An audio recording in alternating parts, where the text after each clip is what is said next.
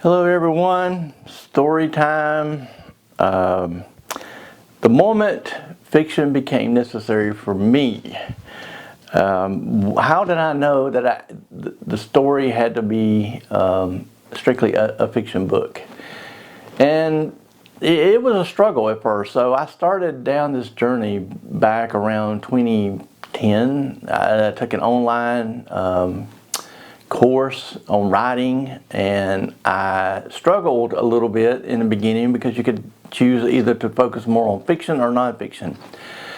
Nonfiction is easy, and but fiction has always been a little bit more challenged, but I felt like there was a story there, and it really drew from the parts of where I was in my life at that time around entrepreneurship and the challenges of trying to build a company and get a new product and idea out to the marketplace and those kind of challenges. And I just didn't feel like, that was a nonfiction book, that it was a fictional story that had to be told. And so that's where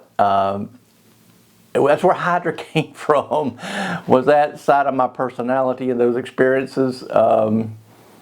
It took 15 years to actually get the book out, and some of it was just a struggle I had to write fiction and learn how to use those tools and the craft itself, because it's not the same as nonfiction. I mean, you've got very different audiences and very different things you're trying to accomplish. But that is when I knew, I wanted to get that story out, and that's when I knew is the Hydra. It started 2010-ish. And I finally got that book published at the end of 2024, so that just tells you how long I struggled with it. And I went through many iterations trying to get that, including the first, what I thought was a completed draft, just totally demolished by a developmental editor. And I just really had to almost start over and rethink everything. So it was, made me want to quit. I was like, oh, wow.